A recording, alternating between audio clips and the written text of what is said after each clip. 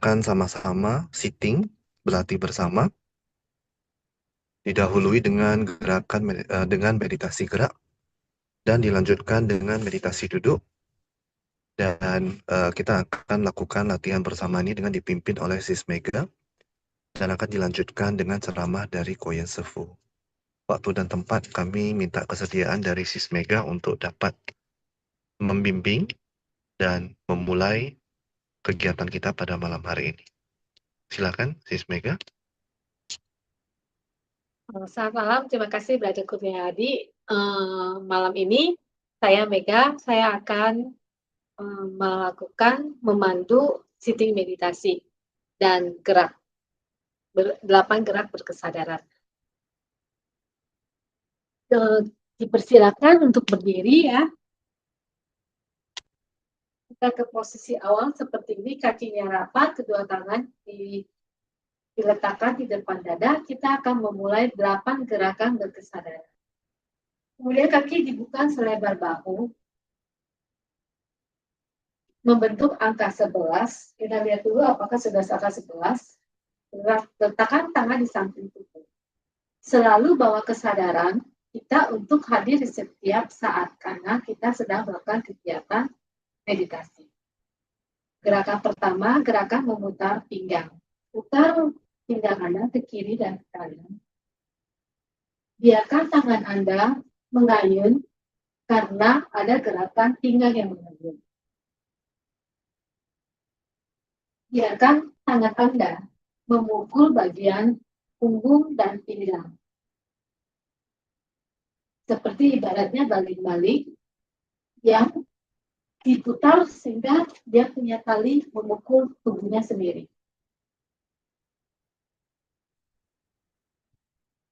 Perlahan-lahan bawa kesadaran Anda ke saat ini sedang melakukan gerakan ini. Rasakan sensasi dari perputaran pinggang. Rasakan pinggang Anda menjadi lebih rileks dari sebelumnya.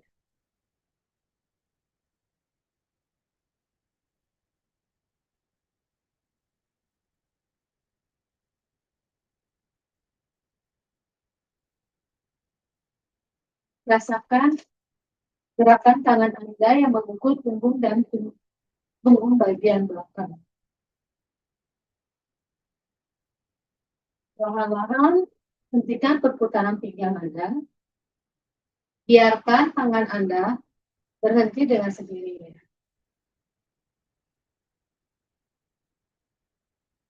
Kemudian, kembali ke sikap awal, kedua kaki dirapatkan, kedua tangan bersikap anjali. Gerakan kedua adalah gerakan memutar leher. Kembali kita buka kaki selebar bahu, letakkan tangan Anda di samping tubuh, perlahan-lahan tekuk kepala Anda ke arah kiri. Seolah-olah Anda ingin menempelkan telinga Anda dengan bahu kiri. Rasakan sensasi yang terjadi pada leher bagian kanan. Perlahan-lahan kembali ke tengah. Kita tekuk leher kita ke arah kanan. Rasakan relaksasi keregangan pada leher bagian kiri. Tekan lebih lagi seolah-olah Anda ingin mendekatkan telinga Anda pada pundak bagian kanan. Perlahan-lahan tegakkan kepala Anda. Kita lakukan gerakan ini 2 kali lagi. Ke arah kiri. Rasakan keregangan yang terjadi pada leher bagian kanan. Kembali ke tengah. Rasakan setiap pergerakan leher Anda. Perlahan-lahan tekuk ke arah kanan. Rasakan sensasi itu dari leher bagian kiri membawa Anda hadir di saat ini. Perlahan-lahan kembali ke tengah dan tekuk ke arah kiri.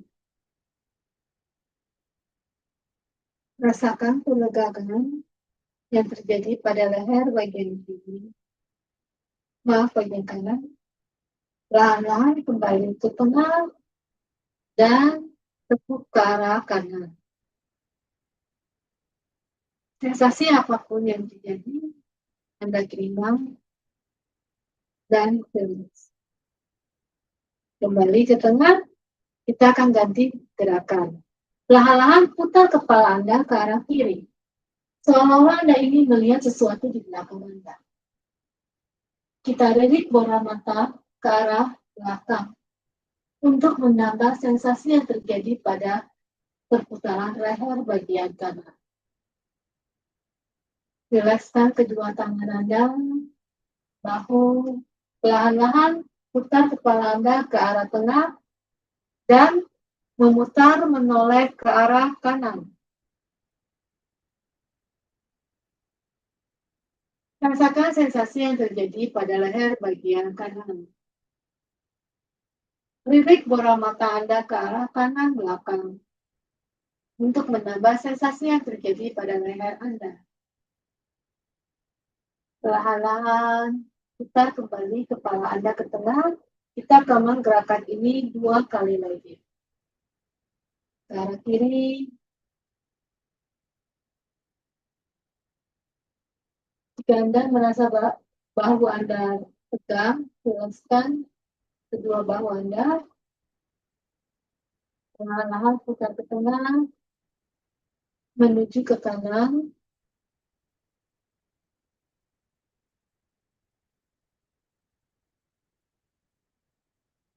Rasakan relaksasi dan sensasi yang terjadi pada perputaran leher Anda.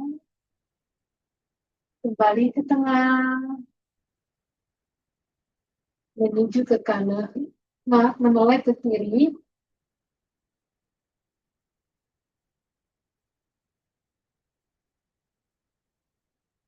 Kembali bawa kesadaran Anda untuk hadir di sini. Sensasi apapun yang hadir membawa Anda untuk menyadari saat ini. Kembali ke tengah, menoleh ke arah kanan. Berikan bola mata Anda ke belakang. Rasakan sensasi yang lebih dalam dari perputaran leher pangkal. Perlahan-lahan kembali ke tengah. Kita akan ganti gerakan menunduk kepala. Masukkan dagu Anda ke bawah, seolah-olah Anda ingin menempelkan dahi Anda pada dada. Namun, sensasi yang Anda rasakan adalah leher bagian belakang. Rasakan peregangan pada leher bagian belakang. Perlahan-lahan, angkat dagu Anda ke atas, kemudian panjangkan dagu Anda ke arah langit-langit. Seolah-olah Anda ingin menempelkan dagu Anda ke langit-langit. Rasakan sensasi yang terjadi pada leher bagian depan.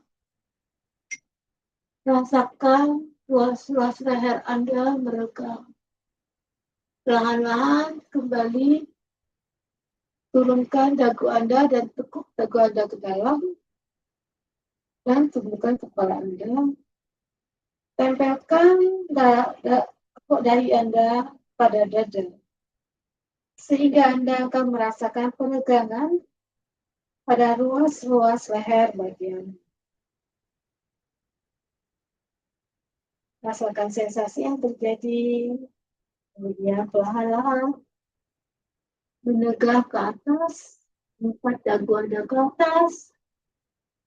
Seolah-olah ingin Anda panjangkan ke langit-langit. Rasakan sensasi yang terjadi pada leher Anda. Perlahan-lahan kembali ke tengah dan tundukkan kepala Anda. Seolah Anda ingin meningkatkan dahi pada dada. Kembali bawa kesadaran Anda. Rasakan sensasi peregangan pada leher. Kemudian perlahan kembali ke tengah dan menegak ke atas. Panjangkan leher Anda, dagu Anda seolah-olah ingin menyentuh langit-langit. Rasakan sensasi yang terjadi. Napas masuk, napas keluar. Perlahan-lahan, bawa kepala Anda ke arah tengah. Gerakan leher selesai. Kembali kita merapatkan kedua kaki dan kembali pada beranjali sikap awal.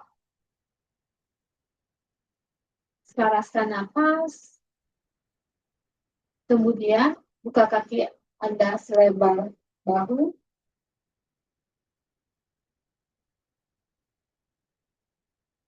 Lebih lebar lagi bahu. Kemudian tangan Anda angkat ke atas. Seolah-olah Anda sedang memegang bola yang besar sekali. Namun ringan. Putar ke badan Anda, pinggang Anda ke arah kiri. Perlahan-lahan turunkan badan Anda sambil memegang bola. Ke arah kiri. Dan bawa bola Anda ke depan, tengah, putar ke kanan, tempat, putar. Ulangi ini 2 kali lagi. Setiap Anda melakukan gerakan, rasakan Anda yang bergerak, hingga Anda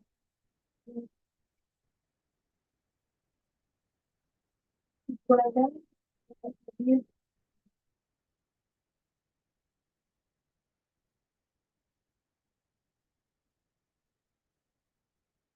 sekitar tubuh Anda, jangan Anda arah kiri, mentok, lahan-lahan, hingga Anda ke bawah, sampai bawah, kemudian putar ke depan, stop, kemudian ke bawah atas.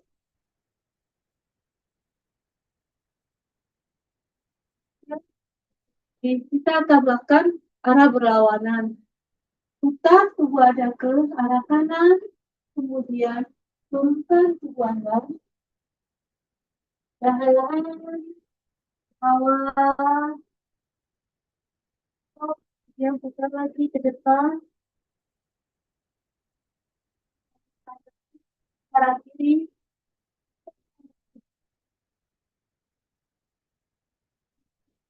jadi sekali lagi, putar ke tengah, putar, pinggang Anda ke arah kiri, ke kanan, maaf. Kemudian bukan tubuh Anda ke bawah.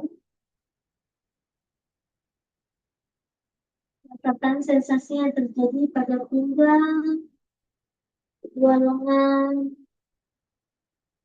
ke arah kiri, kemudian angkat ke atas. Balik ke tengah, satu gerakan terakhir. Silakan memutar ke arah kanan, tumpukan ke bawah, kemudian putar ke arah kiri,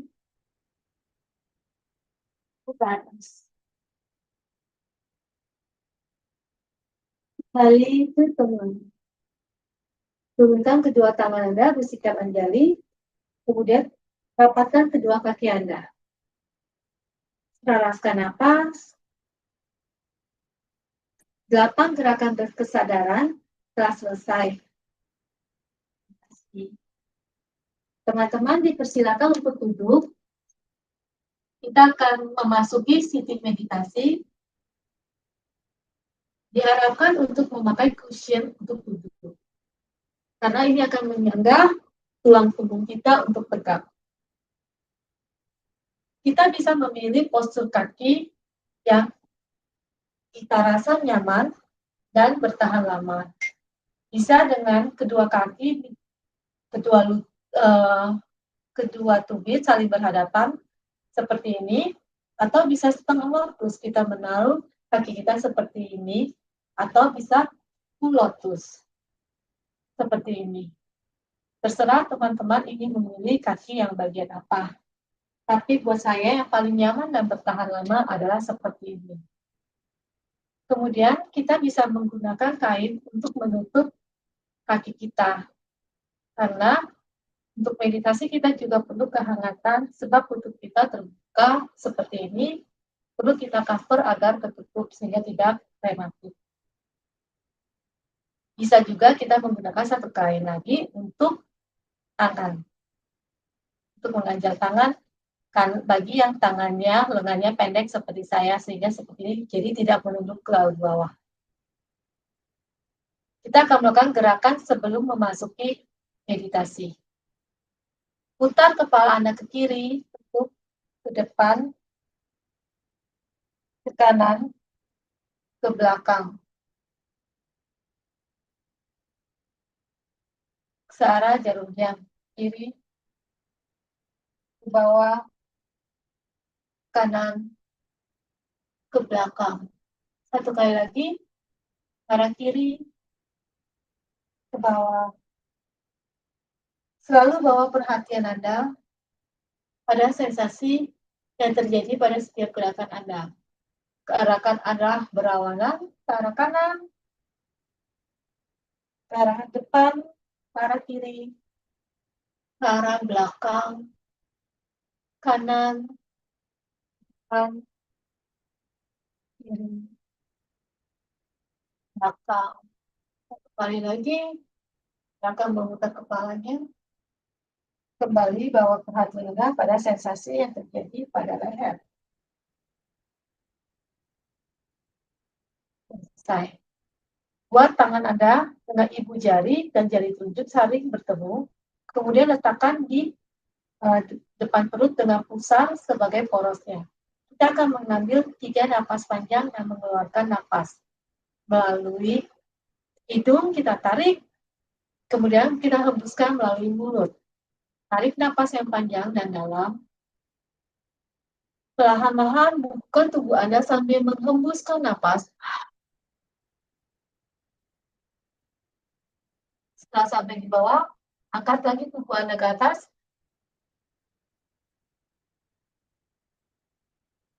Lakukan 2 kali lagi.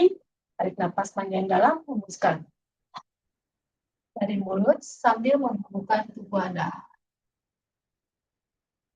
Tarik napas yang panjang dan dalam, angkat tubuh Anda kembali ke atas.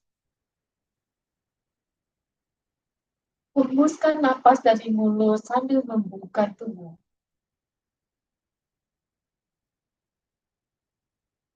Anda bisa tekan perut Anda sedikit untuk melepaskan sisa udara yang tertekan di diafragma.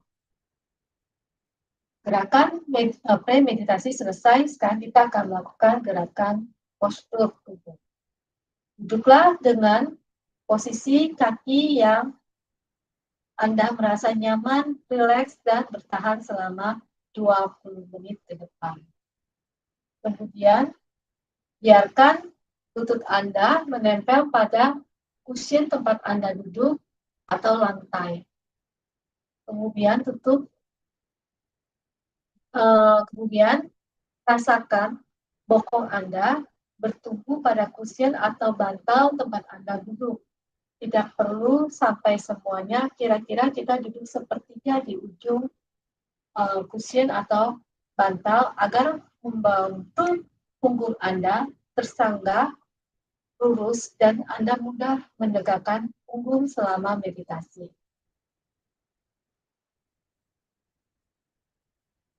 Kemudian, kedua tangan Anda yang aktif, bagi yang aktifnya kanan, kita taruh di bawah, bagi yang aktifnya kiri, kirinya di bawah. Tangan yang aktif kita letakkan di bawah, tangan yang tidak aktif kita letakkan di atas. Kemudian sentuhkan ibu jari Anda dengan lembut dan letakkan ke bawah. Rasakan ada rongga di bagian samping tubuh dengan siku jari Anda. Jangan Anda tempelkan seperti ini karena akan menimbulkan ketegangan. Biarkan tangan Anda sedikit terbuka. Jatuhkan kedua bahu Anda Kemudian perlahan-lahan bawa perhatian Anda pada punggung, tubuh bagian belakang, rasakan punggung Anda tegak, carilah titik keseimbangan tubuh Anda tegak. Kemudian, lidah Anda tempelkan pada langit-langit mulut, dan Anda lihat telinga Anda sejajar dengan kedua bahu Anda, dan hidung sejajar dengan pusar.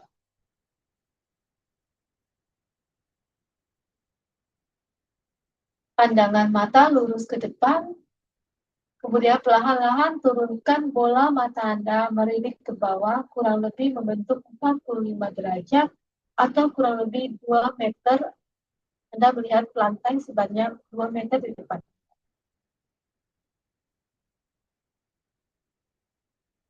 Rasakan, bayangkan ada seutas tali yang menarik tubuh Anda ke atas dari ujung-ujung,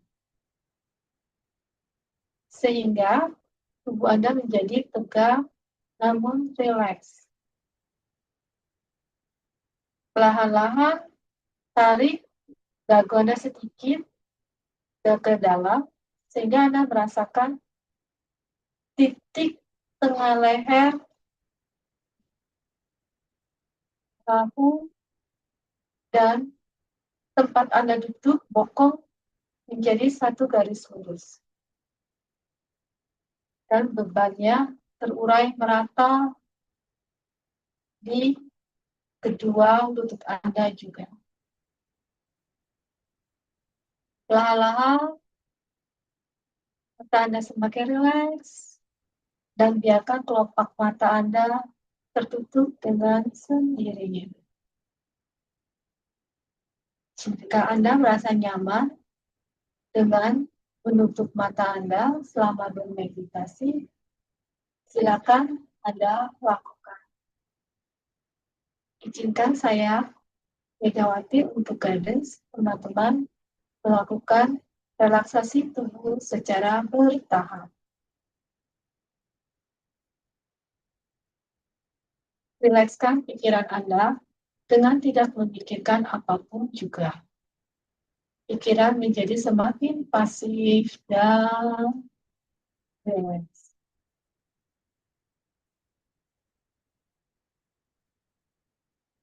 Perlahan-lahan bawa kesadaran Anda, rasakan dahi.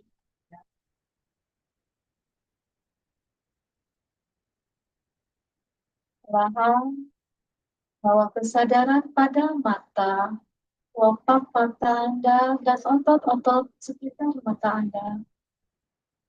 Rasakan otot-otot itu menjadi mengundur dan rileks.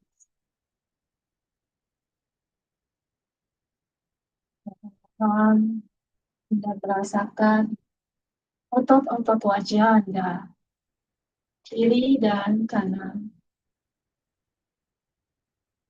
Rasakan kedua otot wajah Anda mengendur dan semakin kuat. Rasakan hidung Anda luas. Rasakan kedua telinga Anda. Kendurkan ketegangan yang terjadi pada otot-otot bagian telinga, rileks.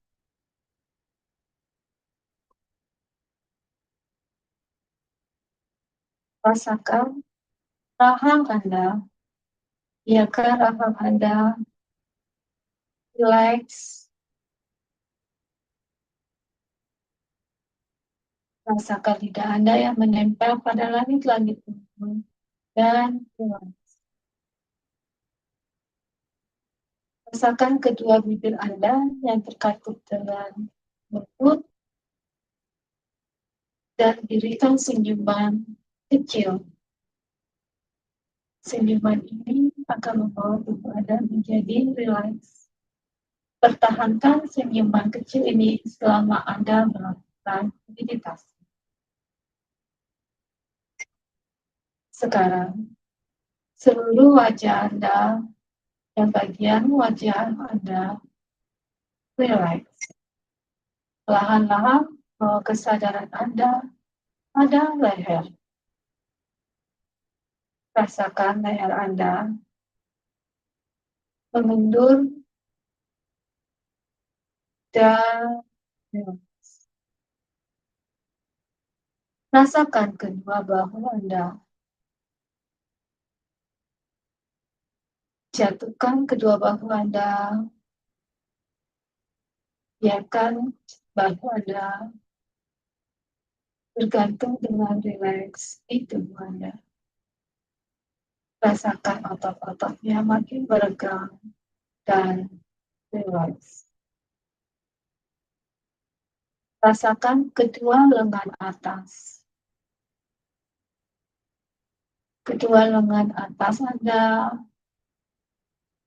mengendur dan rileks. Rasakan kedua lengan bawah Anda. Biarkan lengan Anda menjadi rileks dengan sendiri. Rasakan kedua telapak tangan Anda dan ibu jari Anda yang saling bersentuhan.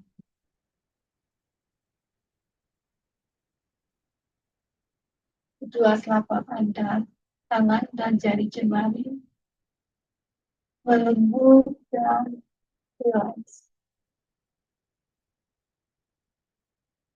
Sekarang, bawa perhatian Anda pada tubuh. Rasakan punggung bagian atas, punggung bagian atas melembut dan rasakan bagian bawah, punggung bagian bawah rileks. Rasakan kedua bokong Anda yang sedang duduk di cushion atau bantalan. Letakkan, pasrahkan.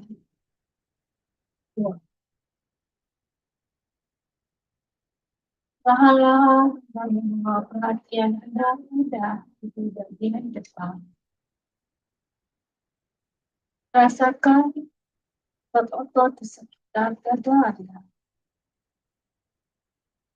Mengendur dan semakin keluar. Rasakan otot-otot. Biarkan otot-otot perut Anda mengendur dan keluar. Dan hanya perlu menunjukkan sendiri terjadi. Kembali, bawa perhatian Anda pada tubuh bagian bawah. Rasakan kedua paha Anda. Rasakan kedua otot-otot paha Anda. Semakin begitu, semakin tembus dengan keluar. Rasakan kedua betis Anda. Kedua betis Anda mengendur dan rasakan kedua telapak kaki Anda. Telapak kaki Anda dan jari jemari kaki lembut dan rileks. Sekarang, bawa perhatian Anda pada seluruh tubuh Anda yang sedang duduk di sini. Rasakan keseluruhan tubuh Anda yang sedang duduk di seluruh tubuh Anda mengendur dan rileks di atas kusen tempat Anda duduk. Kemudian rileks, membawa pikiran Anda menjadi rileks, diam, hening, dan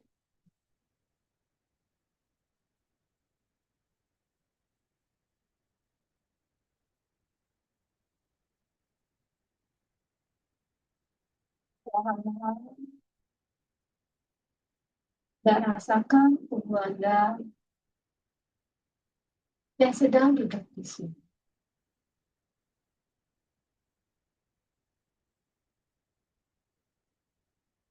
Anda bisa melakukan body scanning ini atau relaksasi tubuh secara bertahap jika Anda masih merasakan tubuh Anda belum rileks. Namun, jika tubuh Anda sudah rileks dan napas hadir dengan sendirinya, maka Anda bawa perhatian Anda pada napas sebagai objek meditasi. Dengan cara menghitung napas, seperti napas masuk, napas keluar. Ketika napas keluar selesai, kita beri angka 1. Napas masuk, napas keluar. Kita kasih angka 2. Begitu seterusnya sampai angka 10 kembali ke 1. Namun, jika pikiran Anda masih mengembara, bawalah pikiran dengan lembut dan berdiamlah pada relaksasi tubuh secara bertahap. Mulai dari kepala sampai ujung jari jemari kaki.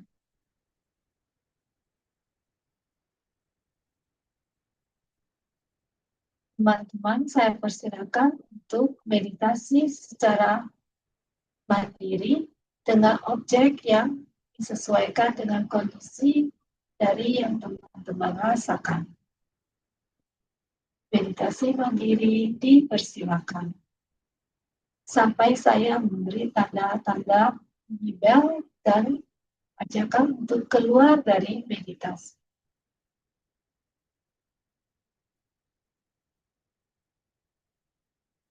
Meditasi mandiri dimulai.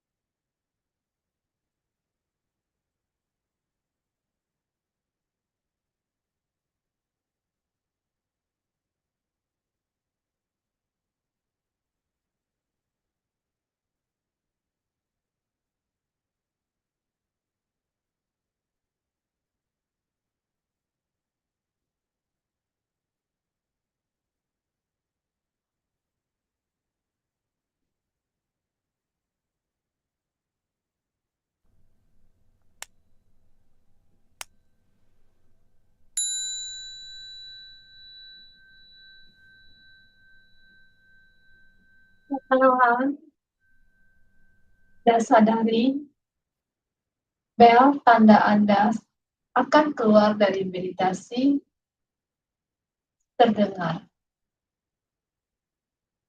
Dengan lembut katakan pada diri Anda, sesaat lagi Anda akan keluar dari meditasi. Gerakan pikiran terlebih dahulu sebelum Anda menggerakkan tubuh. Gerakan jari jemari Anda dengan lembut dan perlahan. Gerakan jari jemari kaki dengan lembut dan perlahan. Gerakan kedua bahu Anda naik dengan gerakan kecil.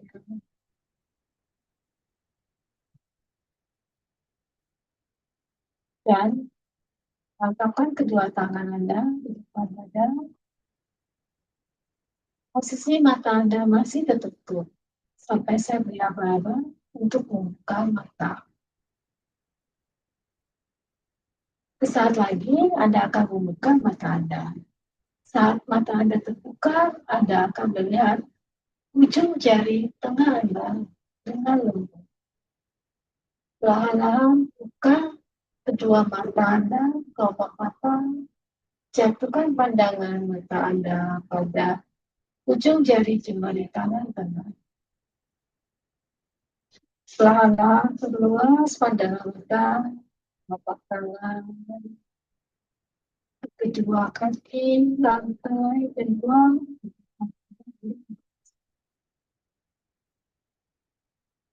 Meditasi selesai. Sekarang kita akan melakukan gerakan keluar dari meditasi. Letakkan kedua tangan Anda di kedua lutut, akan memutar tubuh searah jarum jam dari putaran kecil semakin besar dan semakin besar. Arah berlawanan dari kecil, lebih luas, dan lebih luas lagi.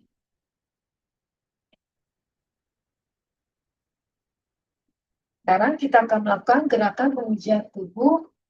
Gosok-gosok kedua telapak tangan Anda. Rasakan sensasi hangat yang terjadi akibat dari kita menggosok tangan. Kemudian tempelkan telapak tangan kita pada kelopak mata. Dengan lembut, hanya meletakkan saja di depan kedua kelopak tangan. Rasakan sensasi hangat yang terjadi meresap ke kelopak mata Anda. Kemudian, kita gosok-gosok telapak tangan kita akan mengusap seluruh otot wajah. Mulai dari dagu, kita usap ke atas, seolah-olah kita sedang mencuci muka.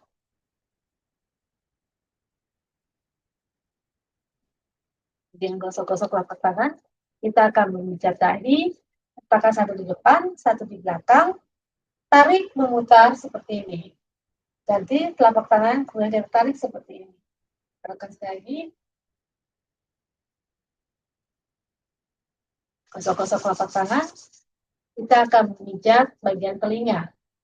Kita pijat dari telinga bagian atas, keluar, samping, ke bawah, ke lubang telinga, kita tarik seperti ini.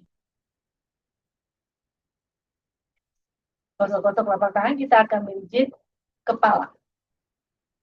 Tekan kulit kepala Anda dengan ujung jari jemari tangan Anda. Kita bisa beri tekanan, kita akan merasakan sensasi yang terjadi pada kulit kepala. Tetap pertahankan perhatian Anda pada pijatan yang kita lakukan.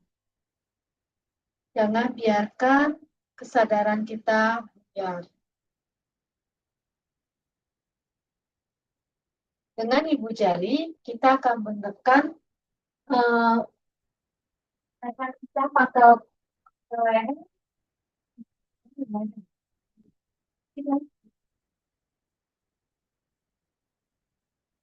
Ini kita mendapatkan sensasi yang rada-rada sakit dan jadi dilekukan leher sini.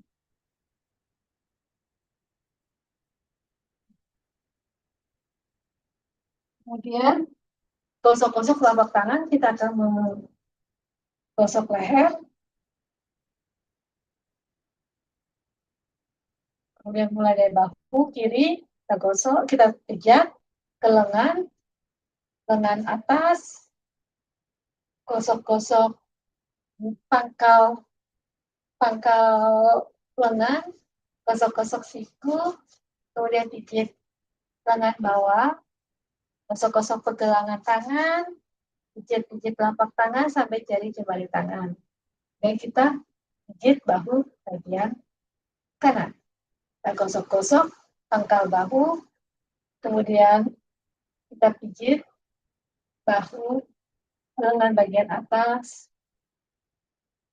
kemudian gosok-gosok siku, kemudian lengan bawah, kita pijat, kita gosok-gosok pergelangan tangan, telapak tangan sampai jari jemari tangan.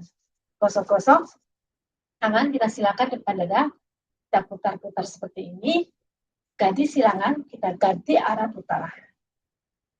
Gosok telapak tangan, kita akan memijat sisi bagian tubuh samping.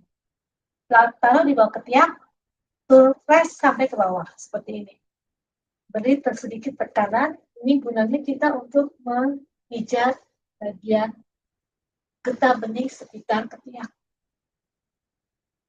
Gosok-gosok telapak tangan, kita akan memijat bagian perut, letakkan di atas perut, kita putar searah jarum jam sesuai dengan pergerakan usus.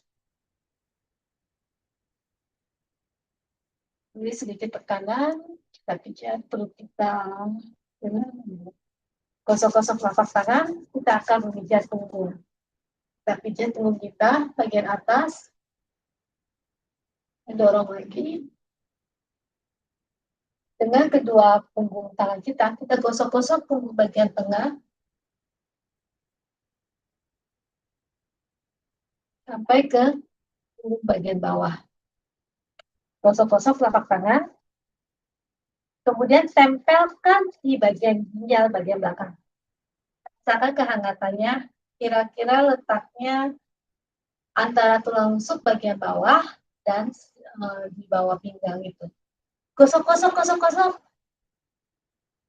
Ginjal kita gunanya ini untuk menghangatkan tubuh, di mana kalau kita merasakan kedinginan, kita bisa melakukan gerakan ini. Letakkan sebentar, sudah. Bagi yang menutup kaki, bisa membuka kaki, dan kita akan memijat kaki bagian kiri. Dari pangkal paha ya, kita pijat pangkal paha kita, di arah samping, atas dan bawah. Kemudian lutut, kita gosok-gosok seperti ini. Buka telapak tangan Anda, kemudian tempelkan pada lutut Anda, batok lutut, genggam, kira-kira 2 jari atau 3 jari di jari manis. Kita tekan seperti ini, sisi bagian luar. Dan kita teruskan ke arah bawah, ke arah betis bawah. Terus arah tulang kelingking kita, seperti ini. Atau dengan genggaman tangan, kita tumbuk-tumbuk kecil. Dan kita gosok-gosok, pijat-pijat betis, telapak tangan, telapak kaki, jari jemari kaki kita pijat. Ganti kaki ya. Kita pijat pangkal paha, kemudian kita pijat atas dan bawah paha kita, samping, gosok-gosok telapak kaki, lutut, maaf. Buka tangan kita, letakkan telapak tangan pada batok lutut, genggam batok lutut Anda, 2 jari, 3 jari di bawah jari manis. Di sini ada urat. Kita bisa beri sedikit gesekkan itu. Kemudian jika kita ada menemukan urat yang rada sakit dan nyeri, kita telusuri ke bawah.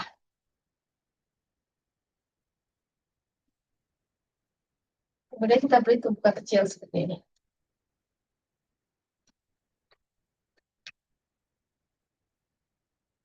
Kemudian kita pijat betis. Kemudian kita pijat telapak kaki, jari jemari kaki.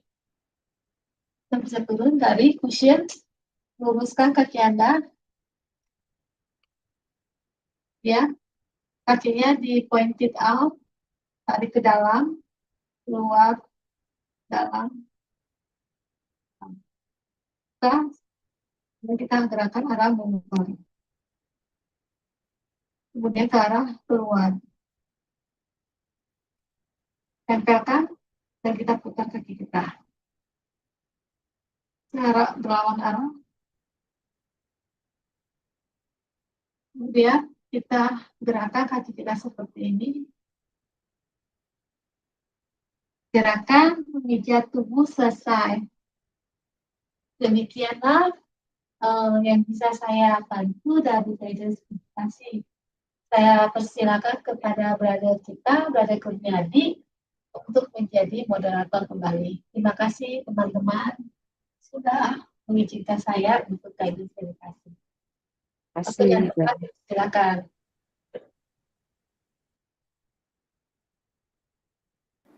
Baik, selamat malam sekali lagi Bapak Ibu dan rekan-rekan para sahabat sekalian.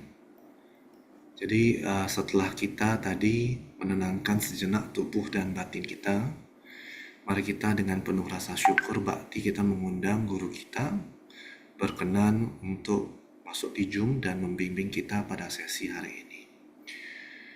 Dear respected participant, after we settle our body and mind, with deep gratitude, we respectfully invite our teacher, Shifu Guo Yuan, to enter this Zoom meeting and guide us in our session today. We discuss about platform Sutra. Kita rangkulkan kedua telapak tangan kita di depan dada dan kita bow kepada Shifu. Amitofo, Shifu.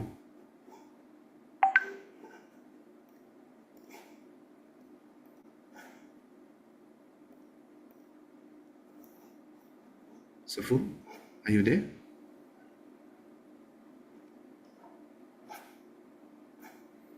Ya, jadi Shifu Guo Yuan itu adalah pewaris Dharma dari Chan Master Shenggen, dan hari ini beliau akan melanjutkan sesinya terkait dengan platform Sutra yang merupakan salah satu inti dari patriark ke-6, yaitu adalah Master Huineng. Shifu? Good day. Good day, Shifu. Amitofo. Wonderful. So, today is Thursday. Excuse me, Shifu. Yes. Maybe is it possible to open the camera, Shifu? Okay, all is good, Shifu. Thank you.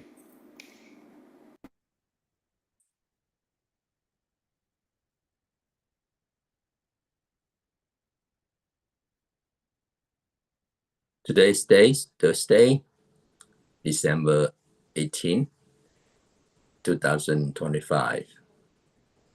We talk about the platform Sutra in the chapter of Samadhi and Wisdom.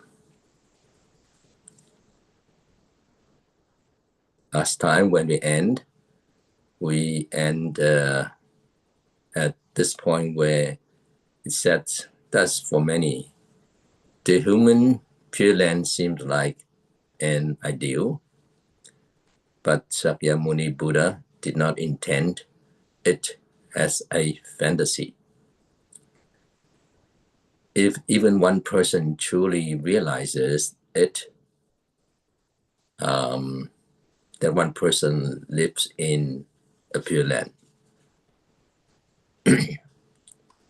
Once one person experiences it inwardly, that is called the Pure Land of one's own mind.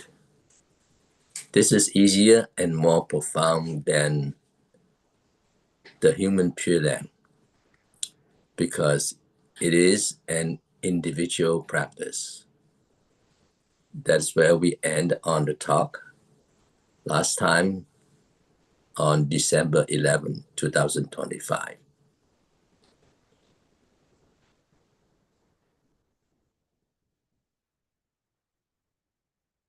So let's talk about the Pure Land of the mind. There are 3 levels of practice. So we can experience it in 3 ways. One is individual or personal experience. That is to say, when your mind is free from affliction, untouched by disturbances, you see the Pure Land, and it is an individual realization.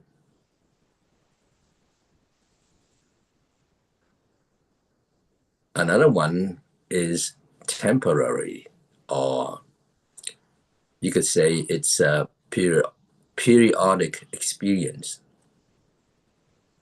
When your mind is joyful and calm and nothing greatly disturbs you, you feel peace. And the world appears pure and beautiful. This is a temporary Pure Land experience. Well, individually, we could realize, and temporarily, we could also realize through our life. You will feel that whatever around you is so peaceful, and you could say it's so beautiful. But after a while, the experience subsides, so you don't feel it anymore. So that's called temporary experience. But because of the practice, you continue with the practice, then it's possible that you come to a so-called progressive experience. Then, because of practice, our vexation become lighter and fewer. Your experience of inner purity and outer clarity become deeper and more stable.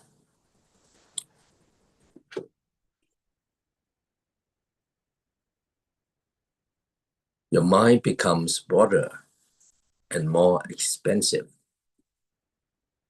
Eventually, at any time, in any place, seeing any person, thing, or event, you are not affected or polluted.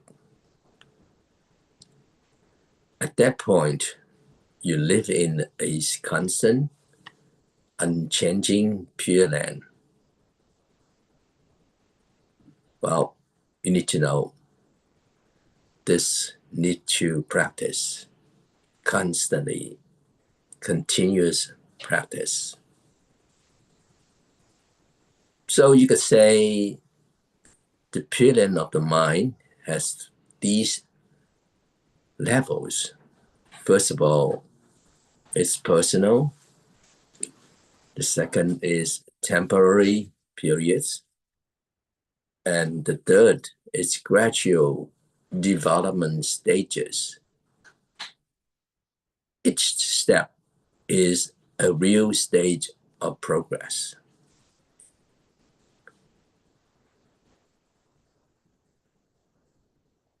But there's a fact that probably you need to know.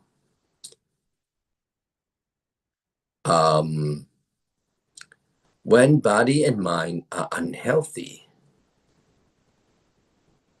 the environment cannot be a pure land. So body and mind are inseparable. If the time is unhealthy, the environment one sees cannot be a pure land. Because when the mind is afflicted, the world one perceives appears irritating and unpleasant.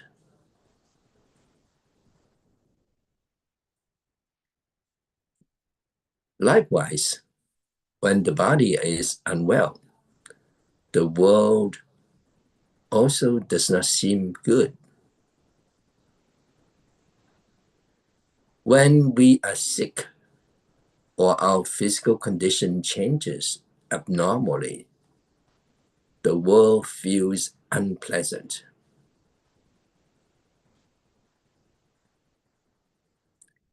If the body feels uncomfortable, even fresh air seems strange, and people look problematic. And even a beautiful flower becomes annoying. Take it away, disgusting. Something originally fragrant becomes unbearable when we are unwell. A pleasant scent may cause headaches. Even some people wear perfume. It could cause a headache. And headache is so strong, it feels like hell. But for some other people, they say, oh, this perfume smells wonderful. It just means that our body had an issue.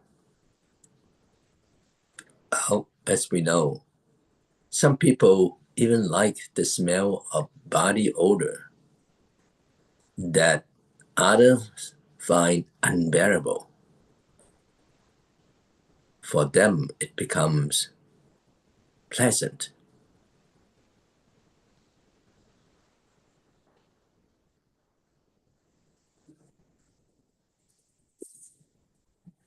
So when the body or mind is off and the environment is unpleasant, everything feels problematic.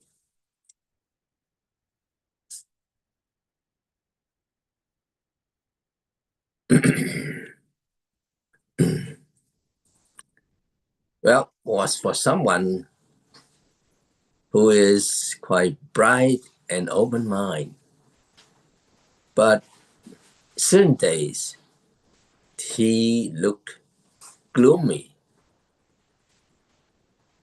and maybe his friend feel that he had offended him. So the friend asked, and he said, no, the doctor told me not to exercise lately, and with less exercise, my brain lacks oxygen, so my mind feels dull. Yes, when there's even a slight imbalance in body and mind, the world stops looking like a pure land. So that's probably your experience, something similar.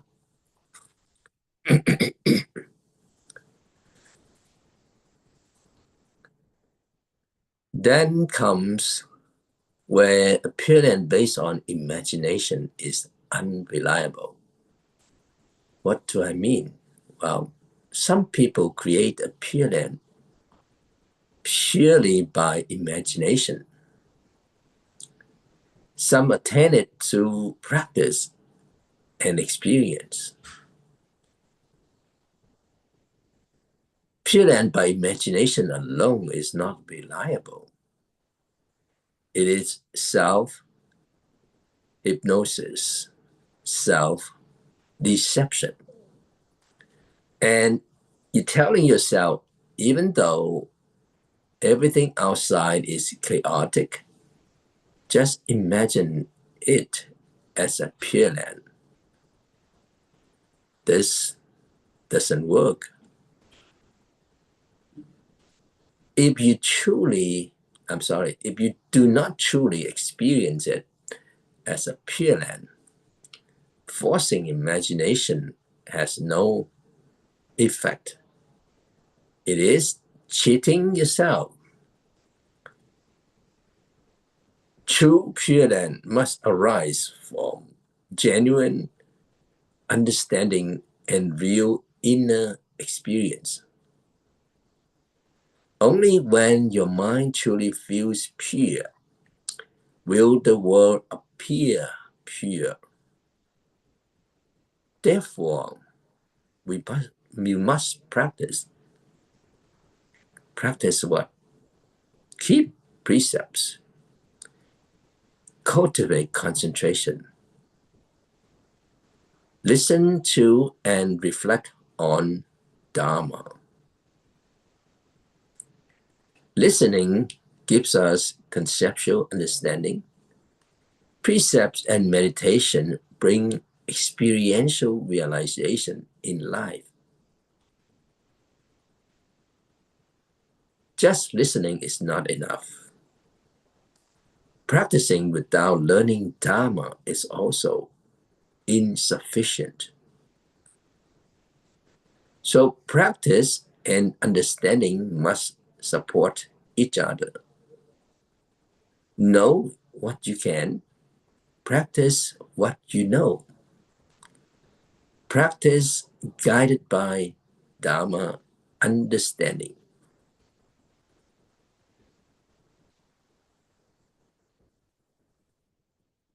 So we have now explained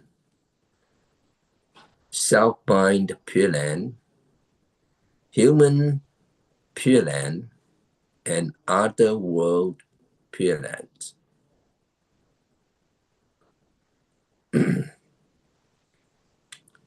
Now, when we say a straight mind is the Bodhi mandala, a straight mind is the pure land. Which type of pure land is it referring to? It is the pure land of one's own mind. As long as our mind does not get carried away or disturbed by external circumstances, the world we see and experience is a pure land. So there is a misunderstanding of one practice samadhi. Some say sitting still without thoughts is one practice samadhi. This obstructs the path. Why? Well, if we say straight, yet the heart or our mind is crooked, it is not a straight mind. And the Platform Sutra says, do not let the mind act with flattery or distortion, while the mouth only speaks of being straight. Do not merely say one practice samadhi without practicing a straight mind. This means that if inwardly one's mind is distorted or say dishonest, is referring to the flattery or distortion. Yet one speaks noble principles outwardly. This is not practicing straight mind, and therefore not one practice samadhi. Well, the meaning of flattery and crookedness, first of all, flattery means speaking pleasant words to please others, but not speaking truth. Another one is crookedness, means twisting facts and speaking negatively, also untrue.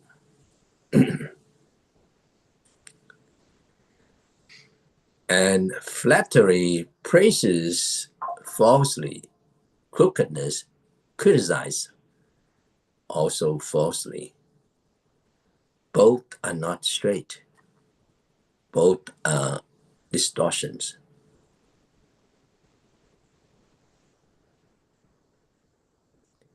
Both flattery and slander are not straight.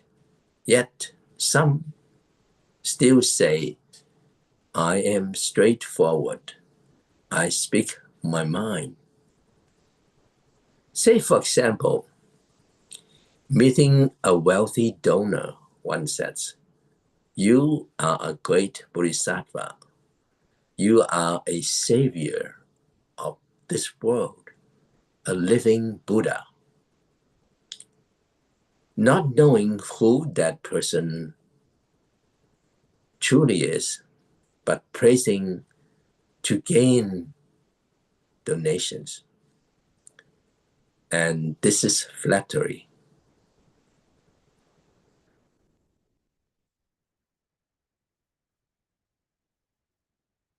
Conversely, if someone talks behind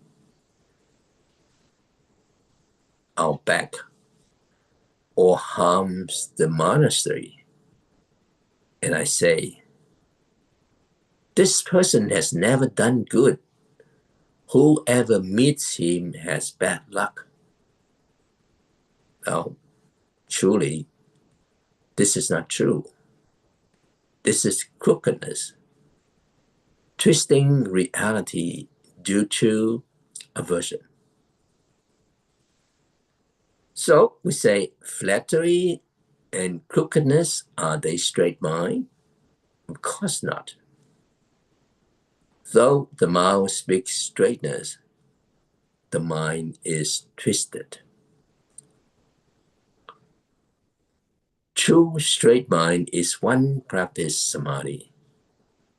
One practice samadhi is a method of exclusive cultivation that we have already explained.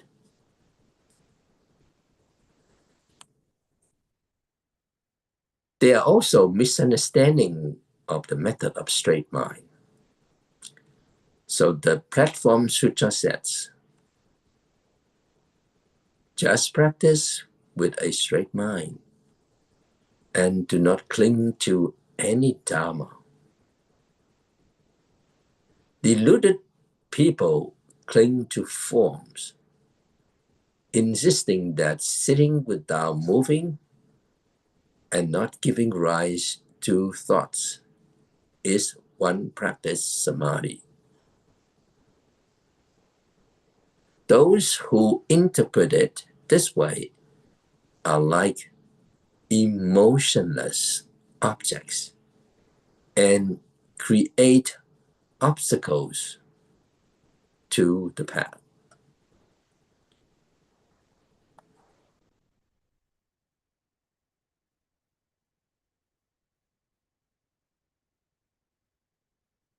So we use this passage to explain the misunderstanding of straight mind. What is straight mind?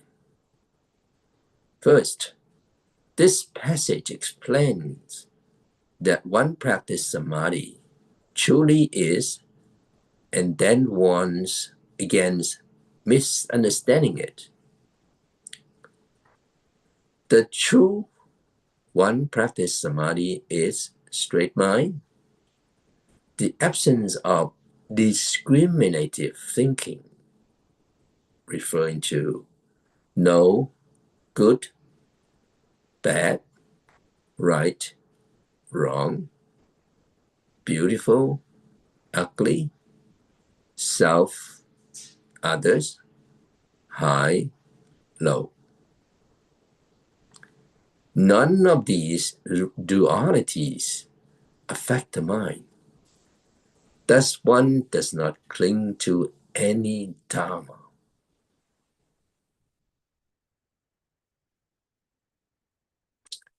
So, clinging means judging through personal knowledge or emotions. If you cling, then it is not one practice samadhi. So one practice samadhi means not attaching to any Dharma, not imposing personal knowledge or feelings on anything you perceive, not labeling good or bad, right or wrong, much or little, is or is not. The key point is do not use your personal opinions or emotions to judge.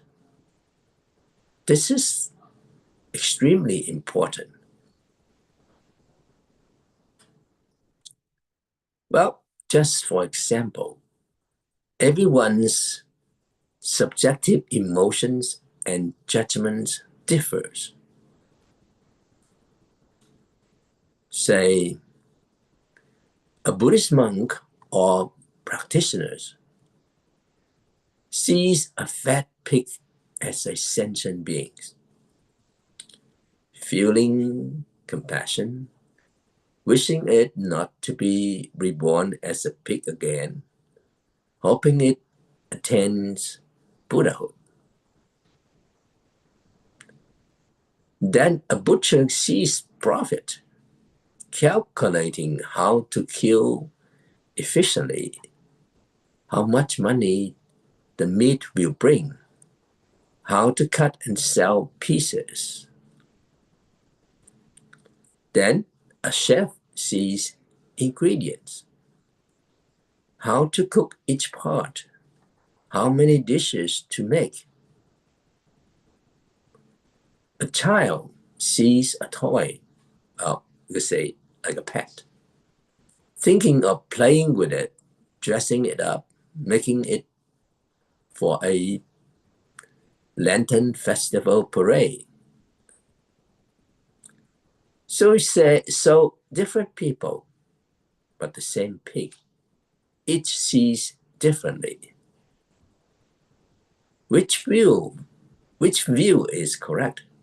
None, though the monk's view is closest to compassion.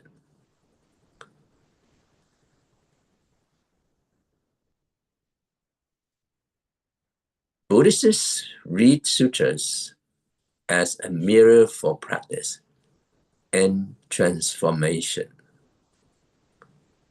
For a literary scholar, views sutras as beautiful literature.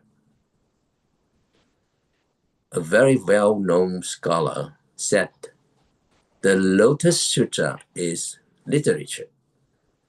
The Avatamsaka Sutra is imaginative literature. The Platform Sutra is also fine literature, like reading the book Dream of the Red Chamber. Then a philosopher sees philosophical ideas, emptiness, existence, logic, metaphysics. A scientist sees scientific concepts, space, time, relativity,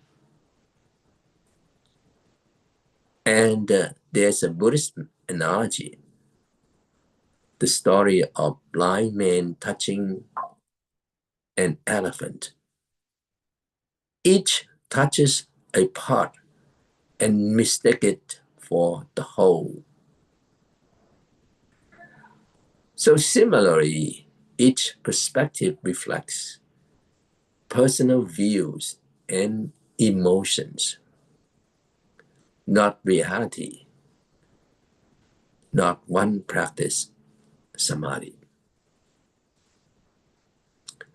And therefore, Chan sometimes said sutras are only a finger pointing to the moon. Ultimate truth is beyond words and concepts. So one practice, samadhi, transcends emotion and intellectual thought.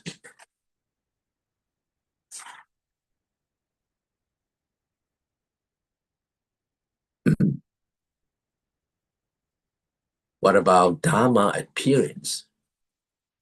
So here, clinging to Dharma appearance refers to misunderstanding one practice, samadhi, to mean just sit still, don't move, don't think.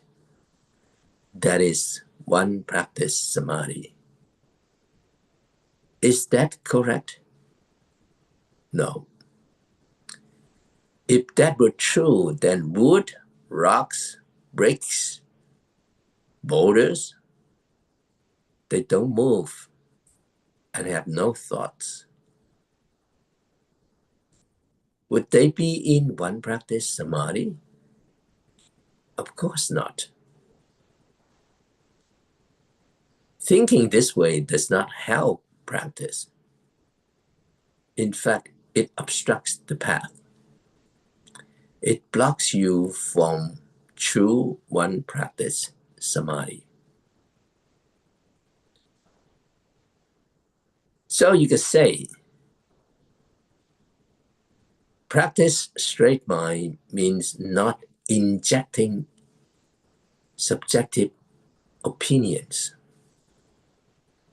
So we just said, do not use your personal knowledge, opinions, or emotion to judge external people, events, and phenomena. Whatever appears outside the mind and body, it's simply what it is. Do not insert your subjective viewpoints into it. This is called one practice, samadhi.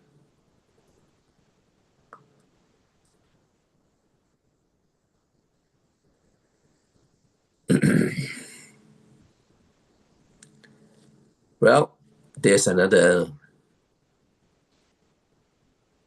situation where people manipulating others' mind. Many practitioners, that includes monastic or lay practitioners, have this problem. Now, just because they are still ordinary people. So when they see someone, the first thing they do is to give advice. You should do this. Your words should be like that. You must behave this way. Now, this is using personal knowledge and emotion to judge and criticize others. to control and manipulate people. Is this one practice samadhi? Is this straight mind? No. And some disciples came to ask our teacher for guidance. But before the conversation ends, they turn around and guided our teacher. They said, Master, everything you do is wonderful, except that if you did this in this area, it would be even better. They came to seek teaching, but ended up teaching the master.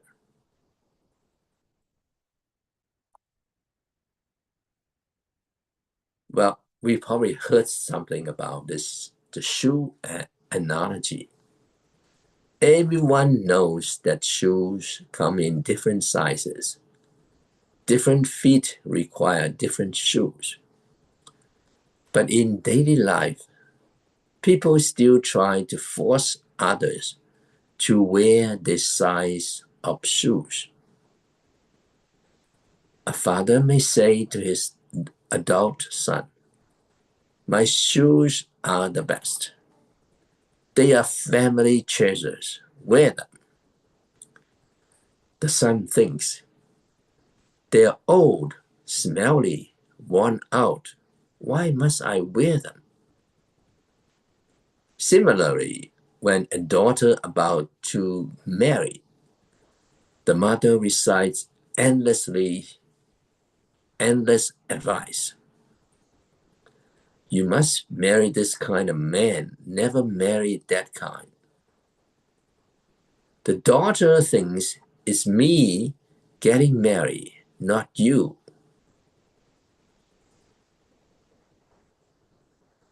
This is what happened. Most of people does this. So straight mind means people, events, and things outside your mind are just as they are. Now, here I repeat.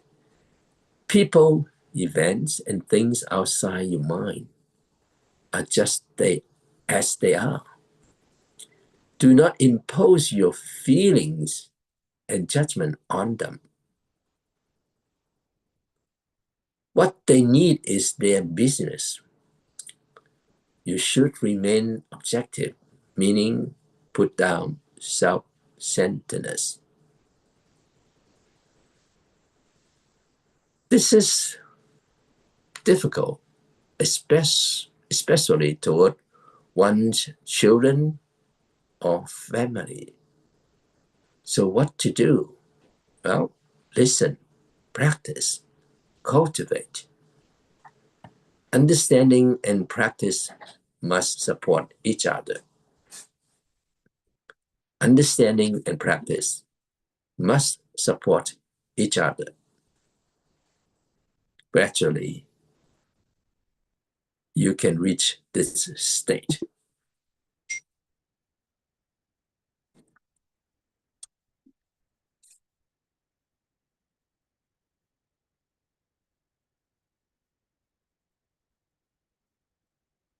So a straight mind is non-discriminating mind. A non-differentiation is the Buddha's realm. In ancient times, soft shadows were rare. Only very wealthy nobles could afford them. A verse says, dukes ride horses with soft shadows.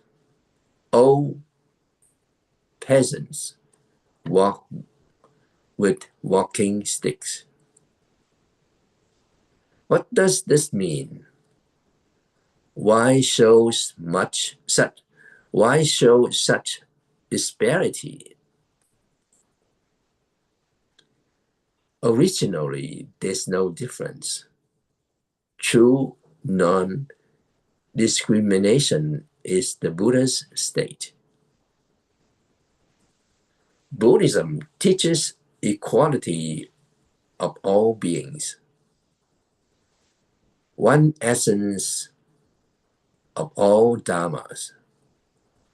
Yet, worldly life has rich and poor, noble and common. Why? Because worldly functions differ. For example, a mother gives birth, a father cannot. This is a difference of function.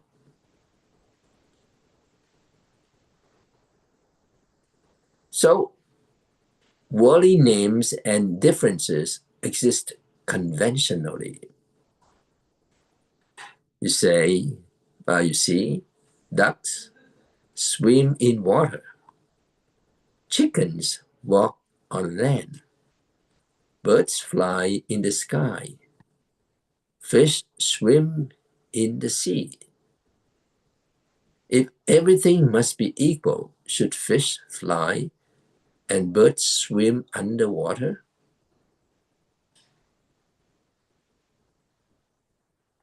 In a Chan talk, once our teacher said, sheep gaze at the bottom of, let me repeat, sheep gaze at the bottom of the sea. Fish soar in the sky.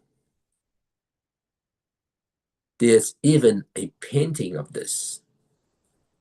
It deliberately reverses nature to show that names and distinctions are conventional. So in Chinese, calling this animal yang, a sheep, Westerner call it, of course, call it a sheep. Names are human invention. If we close the gates of the monastery and declare, from today, the sheep in this monastery will be called dogs, who can prevent it?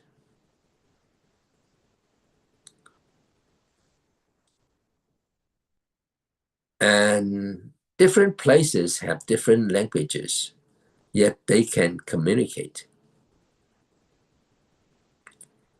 Have you heard of secret societies or underground groups? They all have secret codes. Mafia groups fear others understanding their language and exposing their secrets. Every clan has its own jargon. Within the group, they understand each other. Outsiders do not.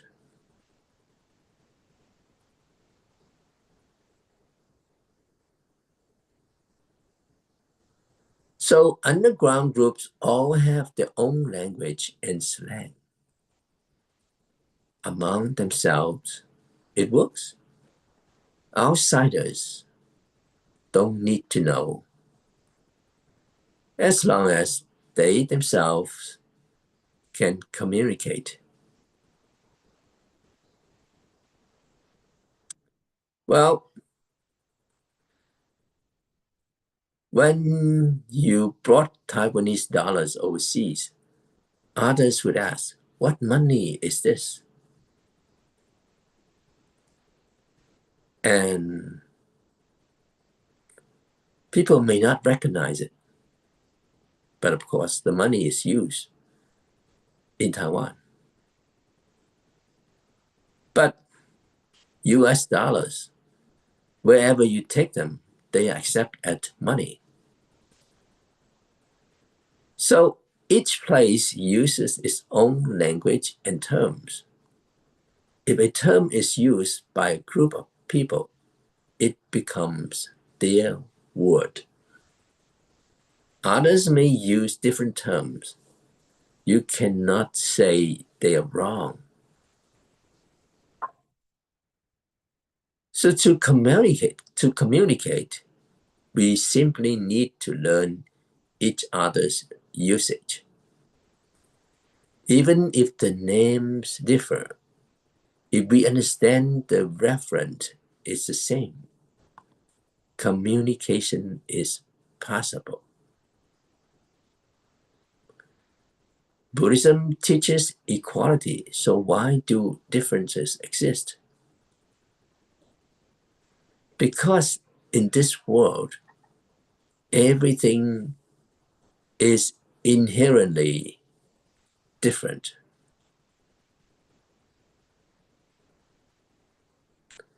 But if you do not create afflictions because of differences, then your mind is equal.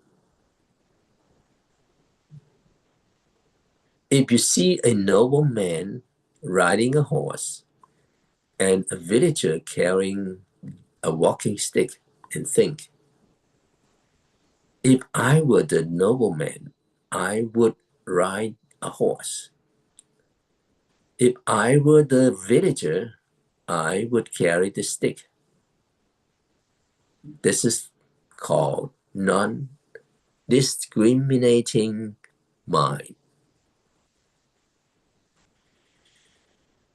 So understanding worldly Dharma is understanding Buddhist Dharma.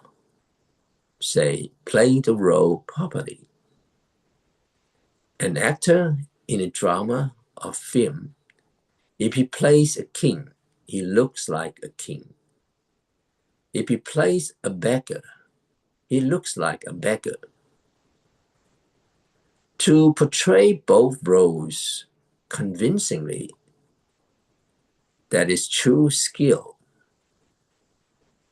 This is difference within non-difference,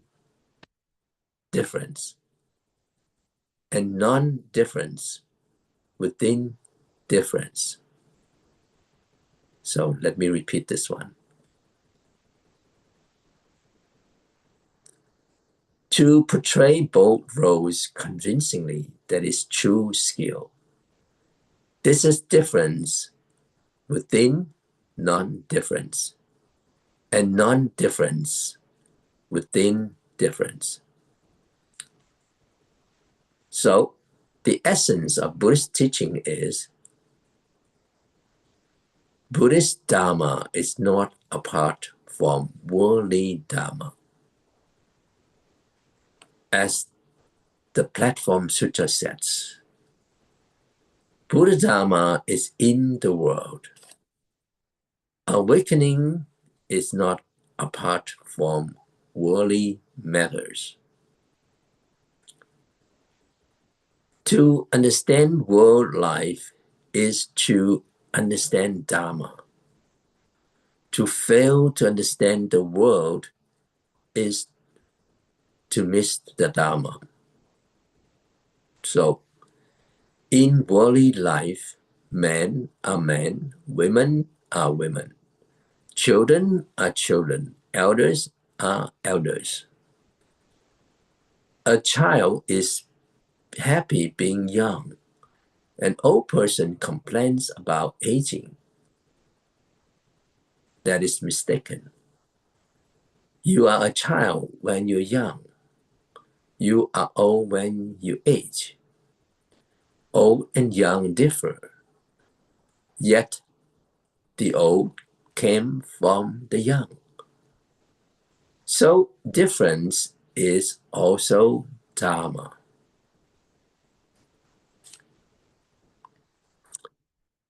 Okay. So I will stop here for now.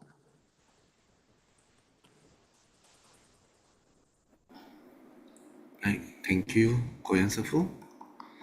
Dan Bapak Ibu sekalian, mungkin di antara kita ada yang mau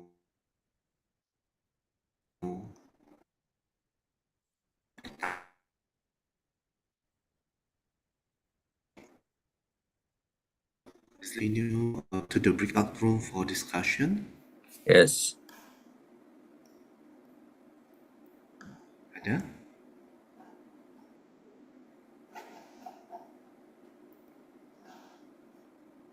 Oke, kalau tidak ada, kita join di breakout room, kita diskusi, dan nanti kalau ada pertanyaan kesimpulan, silakan boleh dibawa ke sini. So friends are invited to share their conclusions or question in the breakout room discussion. So if there's any question, please, we will discuss after the session of breakout room. Ya, silakan join ya breakout room. Please join the breakout room.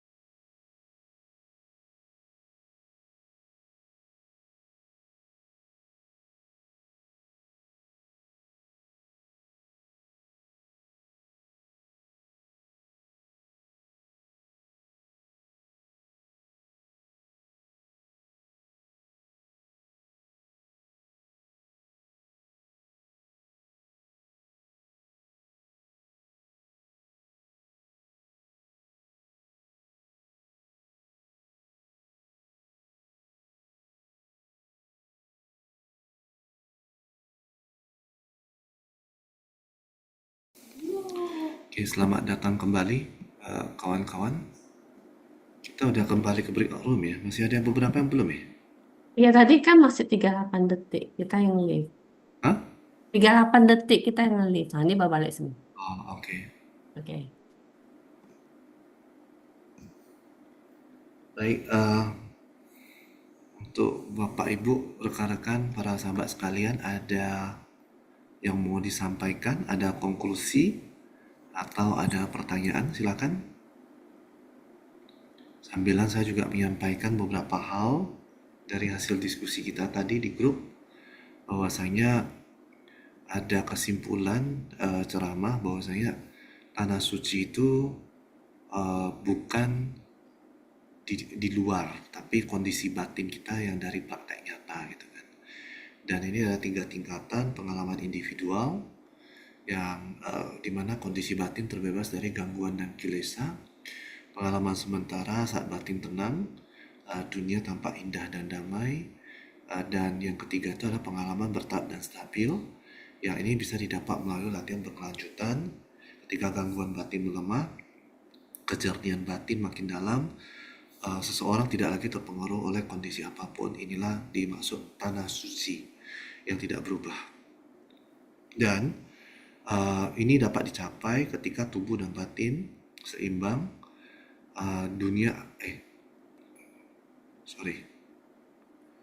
Bagaimana cara prakteknya itu adalah dengan cara menjaga sila, precepts, melatih konsentrasi samadhi dan prajna melalui mendengarkan dan merenungkan Dharma.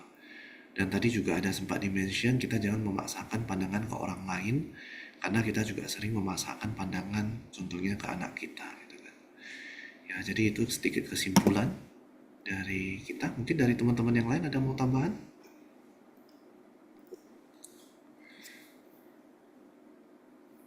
So Shifu, we just discussed in our breakout room that the Pure Land is not primarily outside ourselves, but that state of mind that can be realized through practice. And there are 3 levels of the Pure Land, from individual experience, from temporary experience, and then gradual and stable experience that can achieve with continuous practice, mental affliction, inner clarity, and this can be practiced include upholding precepts, cultivating concentration, and developing prajna through listening and reflecting on Dharma. And it is also emphasized that we should not impose our views on others, because sometimes we unconsciously impose our view on our children. That is what we discussed in our breakout room. Ada lagi tambahan dari teman-teman? Oke, kalau tidak ada, kita boleh proceed to pelimpahan jasa. Silakan. Well said. Okay. Please, it's your turn. Continue to transfer merit, Shifu. Okay, please join your palms. We pray for the flourishing of Buddha Dharma, for peace in the world, for the joy and contentment of all people, for the freedom and ease of body and mind. May sentient being depart from suffering. May the vows of the donors be fulfilled. 回向佛法兴隆，世界和平，人民安乐，身心自在，众生离苦，施主愿遂。Bow. Thank you. Thank you, Shifu, for your time today. We wish you everyone. We wish you healthy, Shifu. Stay healthy, Shifu. Thank you. Thank you, Shifu. Okay.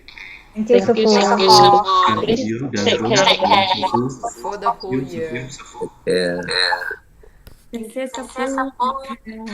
Merry Christmas. Terima kasih untuk teman-teman yang sudah Happy join. New Year, Shifu. Happy New Year. Happy New Year, Shifu. Ya. Merry New Year. Happy Merry Christmas. see you, Sufu. Sufunya. Sufu udah hilang. Bye, Dadah. Terima kasih Dadah semuanya. teman-teman. Thank you semua. Thank you. Thank you, Selamat Koko. kerja ya, Thank Sis you Novi ya. semuanya. Merry Bye. Thank you, Christmas, Happy New Xiaochen. Happy New Year. Year semuanya. Happy New Year. Thank you. Briefing ya. Dadah. Makasih, Sis Mega. Sama Xiaochen. Temen gue bilang dia bingung. Ngomongin Bingung. apa dia nggak ngerti.